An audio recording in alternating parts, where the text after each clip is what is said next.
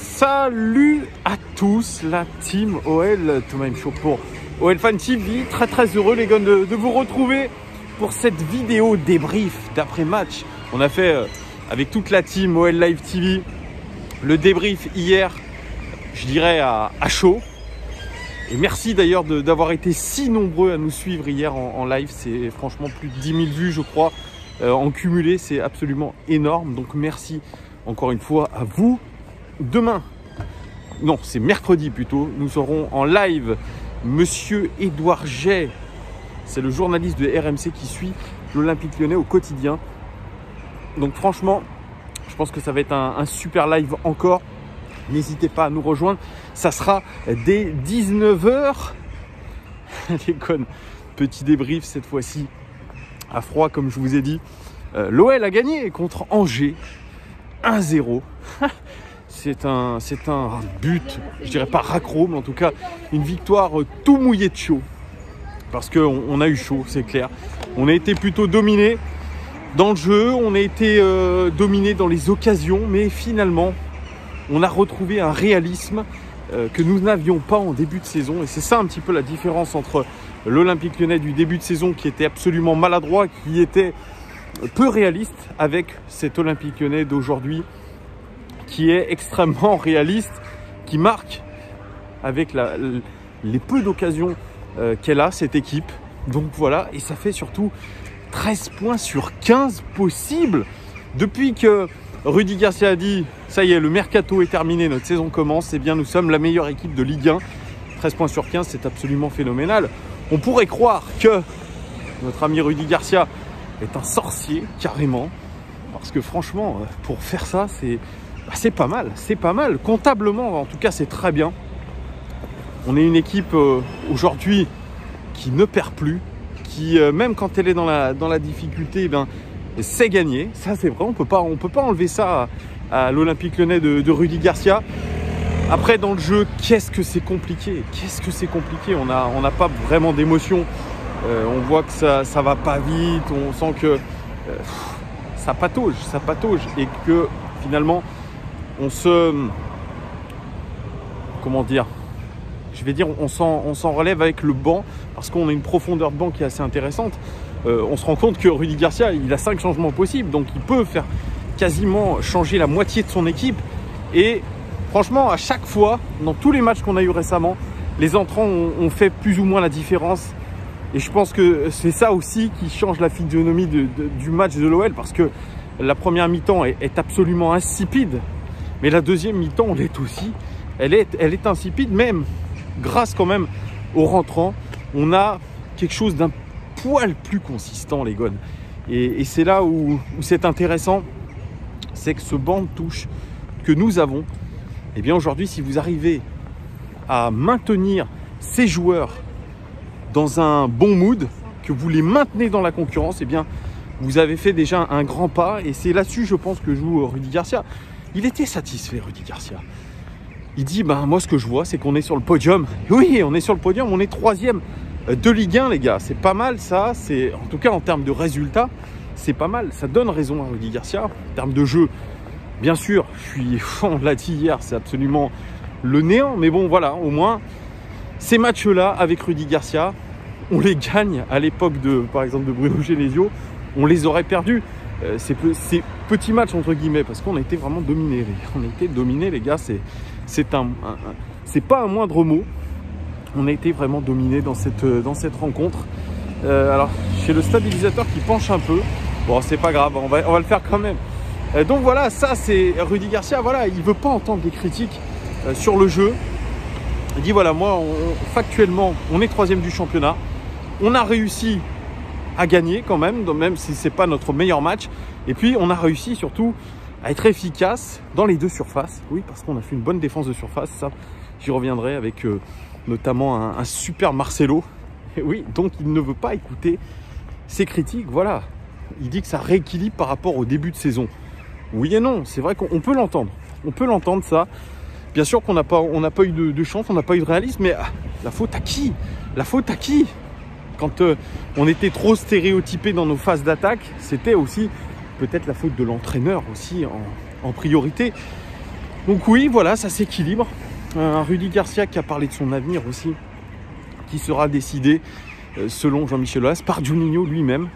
Il y aura une première réunion en décembre le concernant, et puis ensuite, je crois que ça sera au mois de juin que ça va tout se décider. En tout cas, Rudy Garcia, il se prépare à toutes les éventualités possibles, au fait de rester, au fait d'être prolongé, évidemment, et même au fait de pouvoir partir de lui-même, de ne pas prolonger volontairement l'Olympique Lyonnais. Donc, on a un Rudy Garcia, certes qui n'est pas en position de force concernant le jeu proposé, par contre qui est en position de force par rapport aux résultats. Troisième du championnat, les Gones, c'est quand même plutôt pas mal. Sur le podium, on revient un petit peu de loin, mais on peut se dire aussi que cette Ligue 1, elle est faible. Je reviens sur ce qu'avait dit Sidney Govou. Il l'avait dit, les Gones, que c'était une Ligue 1 faible, qu'on devait normalement rouler sur cette Ligue 1. Et bien là, franchement, on n'a plus d'excuses. Je pense qu'on va devoir se tirer les verres du nez, sortir les doigts du tout et puis aller de l'avant. Bref, il y aura une composition en 4-3-3 avec deux surprises, titularisation de Barre. On pensait à Descheglio à gauche, il n'en est rien il n'en a rien été puisque Descheglio était tout simplement sur le banc. Et puis la titularisation de Ryan Cherki qui se voyait l'opportunité de montrer qu'il avait bien travaillé pendant 2 semaines. Lui qui n'a pas eu beaucoup de minutes de jeu depuis le début de saison. Malheureusement pour les deux joueurs, ça ne s'est pas révélé extrêmement positif. Donc un 4-3-3 qui au final, selon la position moyenne des joueurs, était plutôt un 3-1-4-2. Le 1 au milieu de terrain, c'était Thiago Mendes en pointe basse. Et puis les deux devant, Cherki et Depay sur la position moyenne des joueurs. Et puis on avait surtout un latéral droit Léo Dubois qui était extrêmement haut sur le terrain. Donc voilà. Au niveau de la possession de balles, 51% de possession pour Angers, 49% pour nous, c'est plutôt assez équitable. Au niveau des tirs, 19 tirs quand même concédés par l'Olympique Lyonnais, 19 tirs contre 5 tirs côté lyonnais, 8 cadrés pour les Angevins quand même, 2 cadrés pour nous, donc vous voyez quasiment un maximum de réussite. Au niveau de cet indice de pressing, j'aime bien en parler, ce PPDA, c'est les actions autorisées, les actions défensives laissées à l'adversaire. Oula, je parle mal ce soir parce que j'ai peut-être mon masque, excusez-moi. C'est les passes autorisées avant l'adversaire, avant une intervention défensive. Angers est à 11 et l'OL à 10,04. Mais pourtant, quand on regarde sur les statistiques globales depuis le début de saison, on est le meilleur pressing de Ligue 1. Bon, hier, moi, j'ai pas vu des deux équipes presser énormément. C'est pour ça qu'il y avait plutôt de l'espace et que l'OL n'a pas profité franchement de ces espaces. Au niveau des expected goals, ça, c'est intéressant. 0,95 pour Angers, 1,12 pour l'OL. Donc, vous voyez, on a été plutôt réaliste par rapport à la qualité de nos occasions. Et c'est ça que moi, j'aimerais franchement retenir. On a été intéressant là-dessus par rapport à la qualité de nos occasions. Donc, il faut le faire remarquer aussi. Au niveau des dribbles, 11 dribbles gagnés côté lyonnais, 11 dribbles réussis côté angevin. Donc, c'est la même chose. 12 duels aériens gagnés par les Angevins, 9 duels aériens côté lyonnais. On a perdu cette bataille des duels aériens. Et puis, une statistique intéressante aussi en termes de statistiques avancées. Lyon devrait aujourd'hui être premier de Ligue 1 en termes d'expected points devant le Paris Saint-Germain. On devrait avoir 4 points de plus qu'aujourd'hui. Donc ça, c'est une donnée aussi très intéressante dans cette très faible Ligue 1. Alors, au niveau des statistiques individuelles et des notations, les Gones, Anto Lopez. Bon, le cas Anto Lopez, il est assez particulier parce qu'il fait franchement une sortie sur Romain Thomas qui est absolument catastrophique. On va le dire, catastrophique. Il y va le genou en avant. Alors apparemment, c'est les gardiens. C'est indiqué dans la formation des gardiens que vous avez le droit d'être genoux en avant pour vous protéger. Mais alors là, il n'en est pas à son premier coup d'essai, notre ami Anto Lopez. Et il y va pour même s'essuyer les crampons dessus. Donc c'est franchement, je dirais, c'est pas une parade, c'est en tout cas une prise dans les airs qui est peu académique. Ça aurait mérité un jaune orangé, voire rouge. Franchement, c'est clair et net. Alors ils sont ce soir dans Top Up de foot pour débattre, pour discuter. Romain Thomas et Anto Lopez. Mais bon, franchement, j'ai absolument pas été ravi de cette sortie-là. Je l'ai trouvée dangereuse. Il aurait pu sortir, il aurait pu être exclu si l'arbitre avait bien fait le job. Donc il ne faut pas être chauvin quand il le faut pas, les gones. Donc voilà, moi après, bien sûr, il fait un grand match, il fait un bon match comme d'habitude. Mais je trouve que cette sortie, eh bien, elle doit être sanctionnée à la base. Donc je lui mets pas une bonne note. Je lui mets que 6 sur 10 à Anto Lopez, c'est comme ça. Marcelo, 2 tacles réussis, 4 interceptions, record côté lyonnais dans ce match, 8 dégagements, record côté lyonnais dans ce match, 2 longs ballons réussis sur 9, c'est peut-être la seule statistique aujourd'hui qui entache sa prestation. Super protection de la surface de réparation, c'est un vrai leader défensif. Beaucoup le taillait Marcelo, le taillait en pièces, et bien moi j'ai jamais été de ceux-là, j'étais plutôt de ceux qui l'ont toujours défendu, et je pense que c'est un leader de défense, c'est un leader d'équipe, et surtout une qualité incroyable, c'est la défense de la surface de réparation. 8 dégagements quand même, c'est le record, 4 interceptions, c'est énorme. Donc Marcelo, je lui mets la note de 7 sur 10. Denayer, 2 interceptions, 4 dégagements pour lui. C'est celui qui a réalisé le plus de passes à l'OL hier, et c'était le plus central de cette équipe, comme Fabinho hier avec Liverpool. Même si Liverpool, si vous avez vu le match contre Leicester, ça joue 4-5 fois plus vite qu'à l'OL. Donc c'est pour ça, où serait l'Olympique Lyonnais dans un championnat comme la Première Ligue? Ça, je vous laisse imaginer. En tout cas, un Denayer qui a été plutôt bon aussi, s'il a été le plus central, c'est que voilà, ses coéquipiers sont repassés vers lui. C'est vrai qu'on a beaucoup joué en U, mais voilà, Denayer, je pense, fait son match. Très sincèrement, il fait largement son match. Donc c'est une bonne note lui aussi. Je lui mettrais même la même note que Marcelo. Vous voyez, 7 sur 10. Léo Dubois, 2 passes clés, dont une passe décisive pour lui. Un centre réussi sur 8, c'est pas terrible. Et 0 ballon long réussi sur 4. Match moyen pour Léo Dubois, mais voilà, en réussite, puisqu'il fait une belle passe décisive quand même. Mais voilà, on n'a pas vu encore un énorme Léo Dubois. Et c'est ce qu'il faut se dire aussi. Il a été plutôt neutre dans sa participation dans le jeu, même dans ses efforts défensifs. Ça reste pas ça, mais tout de même une passe décisive, et c'est celui qui fait le plus grand nombre de passes clés. Melvin Barr, titularisé à gauche, 2 interceptions, 3 dégagements, un long ballon réussi sur 3. C'est une prestation aussi plutôt neutre pour Melvin Barr, qui a perdu beaucoup de ballons. Alors bien sûr, on l'a senti concentré, peut-être un poil stressé. Il jouait beaucoup, il avait énormément de pression, Melvin Barr. C'était peut-être stressant pour lui hier soir, mais une prestation globale moyenne. Voilà, alors qu'il devait vraiment casser la baraque pour montrer au coach qu'il pouvait compter sur lui et peut-être être une alternative plus que crédible à Maxwell Cornet. Malheureusement, sorti très vite de ce match, très déçu.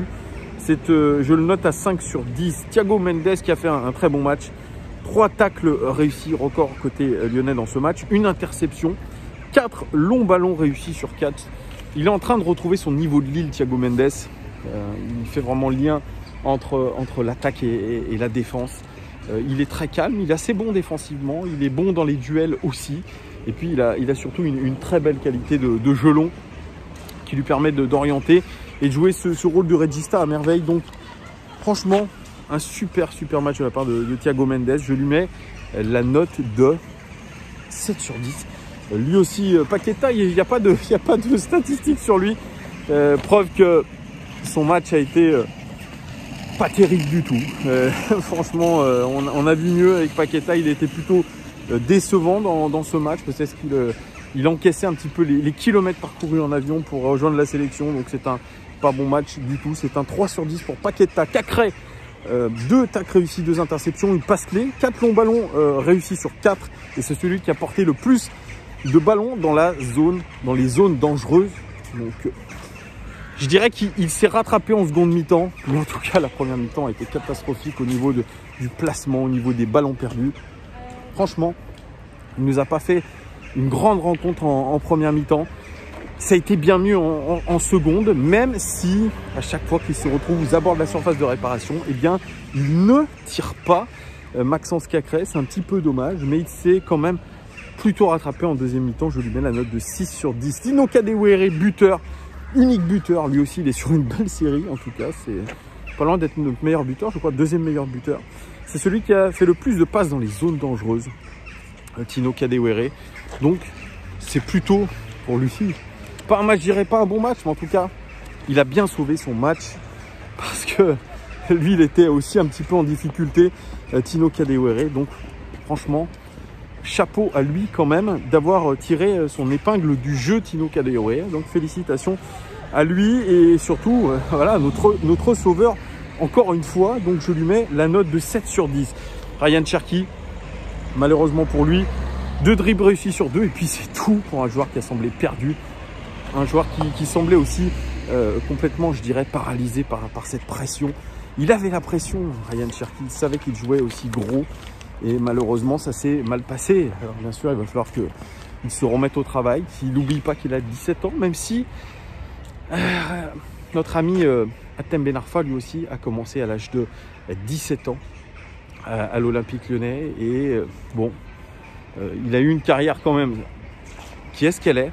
Mais voilà, c'est Hatem Ben Arfa. On peut dire peut-être aujourd'hui que... Enfin, bon, je ne sais pas si on peut dire ça aujourd'hui, mais en tout cas... Ryan Cherki, il va falloir lui aussi qu'il se remette en question et qu'il se dise qu'à seulement 17 ans, il faut qu'il se remette au travail. Et peut-être qu'il sera important pour le reste de la saison. Donc nous verrons bien ce qu'il en est pour Ryan Cherki. En tout cas, c'est un petit peu dommage pour lui. C'est vrai, il avait cette opportunité-là de pouvoir prendre des points auprès du coach. Il ne l'a pas fait, c'est un petit peu dommage. Voilà ce que je pouvais dire sur Ryan Cherki. Oui, donc je vous disais sur Ryan Cherki, comparaison avec Hatem Ben Arfa, c'est vrai qu'il a commencé lui aussi à l'Olympique Lyonnais à 17 ans. Hatem Ben Arfa, il a fallu attendre sa 3e saison pour qu'il enchaîne pas mal de matchs, 38 matchs pour 4 buts. Voilà, donc il va falloir à Ryan Cherki beaucoup de patience. Mais c'est vrai qu'on l'a monté si haut, si vite que le risque pour lui, c'est que tout retombe comme un soufflet. Alors j'ai vu que beaucoup commentaient sur les réseaux sociaux que Hatem Ben Arfa, il avait 4 Cherki par jambe. Oui, mais voilà, je vous rappelle ce qu'a dit Govou. Des joueurs comme lui, j'en ai vu plein. Et il y en a beaucoup qui n'ont pas réussi à percer au très très haut niveau. Donc c'est une petite alerte quand même pour Ryan Cherki. Attention, attention. Mais c'est sûr qu'il a besoin de rythme, il a besoin de jouer. Et en ce moment, il ne joue pas assez et ça se ressent parce que quand vous faites un match titulaire, que en plus vous avez la pression, le terrain n'est pas bon, que le jeu pratiqué par vos coéquipiers ne vous met pas aussi dans les meilleures conditions, bien c'est vrai que ça devient compliqué. Mais il n'a pas marqué des points hier, Ryan Cherki. Voilà, je le note, je ne l'ai pas noté, je crois. Sa prestation, elle est notée à 3 sur 10 selon moi. Memphis Depay, 3 fautes sur lui, record côté lyonnais dans ce match. Il a 3 fautes qu'il a commises, c'est le record. Une passe clé pour lui, 2 centres réussis sur 4, un dribble réussi sur 2. C'est celui qui a créé le plus d'occasions dans le jeu lyonnais. Et c'est celui qui a reçu le plus de passes dans des zones dangereuses, Memphis Depay. Mais l'impression globale est un peu amère, est un peu moins bonne que d'habitude, largement moins bonne. Ça fait 2 matchs qu'il est moins bon, Memphis Depay, moins rayonnant dans ce qu'il fait. C'est un peu dommage. Mais ça se met aussi sur le compte peut-être de matchs en sélection. Lui aussi va passer par une forme un peu, je pense, sinusoïdale. Forcément, il revient des croisés, il a fait de belles prestations, il se donne beaucoup en équipe nationale. Donc c'est comme ça pour Memphis Depay, c'est un petit peu dommage. Mais bon, voilà, je le note quand même à la moyenne, 5 sur 10 pour lui. Je vais parler des rentrants, la rentrée décisive de Guimarães. Guimarães a fait une très bonne rentrée, je trouve. On a retrouvé un petit peu du Guimarães quand il est arrivé, notamment du match contre la Juventus. Il a été assez dynamique sur ses jambes. Je l'ai senti beaucoup plus fluide dans sa gestuelle, dans son envie aussi d'aller vers l'avant. Les gens qui parlent fort, c'est terrible. Oui, il a eu envie d'aller vers l'avant, notamment à l'image de cette passe en profondeur pour Moussa Dembélé. Donc oui, j'ai trouvé que cette rentrée a été extrêmement positive pour Guimarães. la rentrée de Deseglio à la place de Barre, et écoutez, moi je l'ai trouvé plutôt neutre. Bon, on dit qu'il a été propre. Mais est-ce qu'on attend d'un joueur comme Deseglio qui a autant d'expérience d'être propre? Non, je pense que quand vous rentrez dans un match, il faut que vous donniez le meilleur de vous-même. Alors est-ce que physiquement, il est à 100%? C'est une bonne question. Est-ce qu'il est franchement à 100% physiquement? Je ne pense pas. Tout le fait qu'il n'ait pas débuté ce match-là, j'ai trouvé plutôt neutre. Je ne l'ai pas trouvé meilleur que Barre. Vous voyez, donc c'est peut-être l'un des rares rentrants que j'ai trouvé un petit peu moyen. Deseglio, 2 longs ballons réussis sur 3. Quand même, pour lui, Dembélé, lui, il est rentré avec beaucoup d'envie sur le terrain. Dembélé, il a souvent été critiqué pour cette non-réussite Dembélé. Mais il est rentré avec beaucoup d'envie, vraiment beaucoup d'envie. Il a pesé sur cette défense angevine. Il a permis surtout d'être à l'avant-dernière passe, cette petite pichenette au-dessus de la défense pour trouver les hauts du bois. Et c'est à mettre à son crédit parce qu'il a beaucoup été taillé, notamment sur sa capacité technique. Eh bien, je pense que sur cette rentrée-là, il est extrêmement positif. Donc non, il n'a pas encore marqué, mais en tout cas, dans l'état d'esprit, il a rassuré Moussa Dembélé. Donc ça, c'est plutôt pas mal. Diomandé, lui aussi, il est rentré pas mal. 2 interceptions, un dégagement. Il a participé au job défensif global de notre équipe. Donc c'est plutôt très, très positif, en tout cas pour Diomandé, qui n'a pas été titulaire, mais qui est rentré quand même dans un poste de latéral droit. Voilà ce que je pouvais dire sur ce match-là, les gones. J'espère que vous avez apprécié cette petite vidéo avec un peu de bruit dans la ville. Voilà, les gones. N'hésitez pas, mettez un pouce bleu, abonnez-vous, partagez cette vidéo. Dites-moi tout en commentaire. Est-ce que vous êtes d'accord avec ma notation ou pas? Vous avez le droit de tout dire comme d'habitude. Et puis, rendez-vous mercredi 19h sur OL Live TV avec toute la team. On reçoit Édouard Jay pour parler un petit peu Olympique Lyonnais, actualité, et voir un petit peu son ressenti. Je vous souhaite un très bon début de semaine, les gones. Merci en tout cas de votre fidélité et à très bientôt. Allez l'OL, ciao, ciao, ciao.